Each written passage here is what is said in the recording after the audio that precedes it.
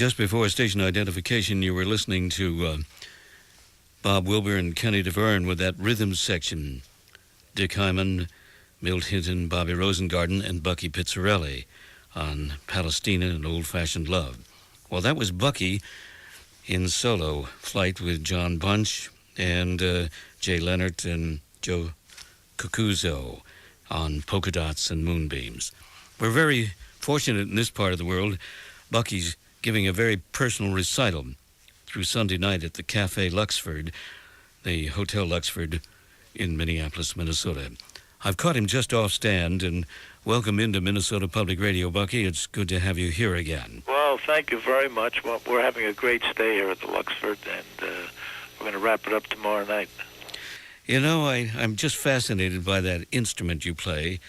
You're one of the few people out there playing seven-string instrument. You and George Van Epps, and who else? Well, there's a lot of people are playing me, and Howard Olden just got one. It's a Benedetto guitar. Yours is a Benedetto, too. Yeah, Howard's got one as well. Benedetto is a famous name in the manufacture of or development and crafting. Yeah, he follows in the tradition of De Guisto and D'Angelico. They were private custom makers out of New York, basically, and they sort of matched what Gibson and Epiphone used to put out, for all the big band guitar players. And you were a big band guitar player. Oh, yeah. Well, with Paul Monroe, that's where I learned how to play, I guess. I sat and played rhythm for about 5 years. I rarely took maybe not more than 8 measures of solo. And then, of course, music to specification in the NBC studios over Right, yeah. I played with Kate Smith for a long time at NBC when I quit the road in 1953 and stayed around New York to do a lot of recording sessions because everything was happening with the guitar. The instrument was arriving then. They used guitars on everything, on all the recordings. So every day I was matched up or put in the same orchestra with George Barnes and Mondell Lowe and Kenny Burrell and people like that for all the artists. When I think about experimenting and developing, Joe Mooney comes to mind. What a wonderful personality he was, and I understand you had a chance to work with him. Well, Joe was my teacher. My uncle Bobby Dominic played guitar with him before World War II, and they had a great quartet. They worked in Paterson, New Jersey. They were just starting to make it when the war broke out, and they all split up. And after the war, Joe ended up with another group with Andy Fitzgerald, Jack Hotop, and Gate Friga. Yes, and they really made some big strides with. But all the time, every time I met Joe, I always learned something. And when he played behind you, when I was going to high school, he invited me up to sit in with him, and he made you sound like $1 million, And that's the kind of a musician Joe was. Oh, he played the flame room of the old Radisson Hotel here. Yes. In a place called the Dome. Right. Years ago. And with Jack Hotop and Andy Fitzgerald and right. Gator Friga. Yeah. And Gator, of course, is a priest now, isn't he? Right. And, Paterson, New Jersey had its 200th anniversary last year.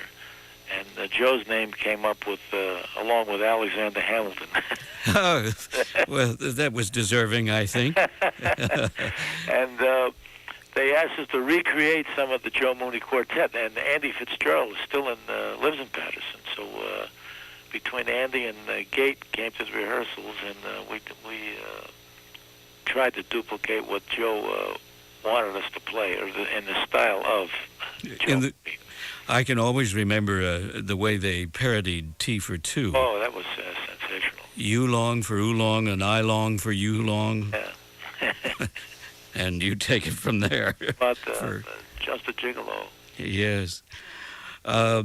George Van Epps, I'm thinking of George Barnes in the Chicago studios and then in New York. You two were a team, weren't you? Well, I used to listen to George after school. I used to rush home and for some reason, I was getting this program from Chicago, and in fact, I put a big X on the number on the dial, so I would always find it. And sure enough, it was George Barnes playing with a group from Chicago, and he played impeccable solos.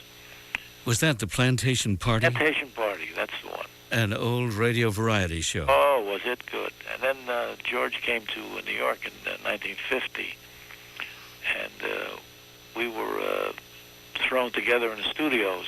Or we were doing a lot of studio gigs. And through that, George and I got together to form a duet. And I had just bought my, after listening to George Van Epps demonstrate in New York his 7-string guitar. Fred Gretsch made about 50 of them, and we all went down to Manny's music store and bought them. And I started playing them, using it no matter what. I said, I'm going to play this thing if it kills me. And that's what I did, and George and I got together and had a duet for about 3 years. But it was a very exciting time, and I still have a lot of fun playing it. And I think most of the colleges now, there's always one student that's got one. It's really coming into its own. Bucky, you have a rather talented son who's making a mark on the scene. Oh yeah, listen, I'm very proud of that guy because he's one of my favorite guitar players. And I tell everybody, and everybody says, I think there's nobody can accompany anybody better than he can. And he listens to George Van Epps, and he listens to George Barnes, so he draws from all the masters, the single string and all the chordal guys. And he knew Barry Galbraith, and he loved Freddie Green. He met Freddie Green in Europe a couple of years ago. And that's his whole life. So he spends all his time figuring those things out. And he's got all the records of Nat King Cole, and he listens to Oscar Moore. And now John's going out with Frank Sinatra for about 2 weeks. He'll be on the East Coast. Are they going to do duets? No, he's opening for Frank. He's got his own little quartet, and they use Frank's big band because John made a lot of big band records. Yes. So the band will be playing for him as well. In fact, I'm going to do one with him in Homedale, New Jersey. With Frank Sinatra? Well, yeah, with John. I'll be playing with John. In the quartet opening up? Yeah. Wonderful. Yeah. Well, Bucky, it's always good to touch base with you. Well, I'll tell you, we could stay here all night and talk about old times. Yes, tell a lot of stories. A&R Studios. That's right, Art Ward, and who watched over things, Phil Ramone and others. Well, George Barnes was a big part of that studio. It was upstairs from Jim and Andy's, and there were so many record dates going on that they had a direct line. Sometimes a trumpet player wouldn't show up. They'd call and say, hey, we need a trumpet player. Call down to Jim and Andy's, of course. Yeah. Sure. Jim and Andy's, for all of you listening in, was the restaurant for musicians and A&R recording studio run by a couple of Minnesotans originally. Yeah. And fostered by, I think, the Honey Dreamers and... Oh, yeah. They were there all the time. Arthur Ward. Yeah, right. Well, Bucky, it's a pleasure talking with you, and I think some of Dot's cheesecake is right over there. Oh, yeah. Well, I'll tell you about that. We used to do a little tour every year with Yank Lawson and with Zach Cullen. And his wife, Dot, used to have us over for dinner, and she made that great Southern cooking. And she'd top it off with some great cheesecake, and she was an expert at it. So when we did a recording of it, we did an original, so we said, let's call it Dot's Cheesecake. So that's how it got its name. So you, John Bunch, and Bobby Haggart composed this majestic suite about a cheesecake. Yeah. All right, it's a request for Sunday night, too. Okay. Thanks a lot, Bucky. Thank you again. I've been talking with Bucky Pizzarelli, the father of John Jr., and one of the important voices for the 7-string guitar.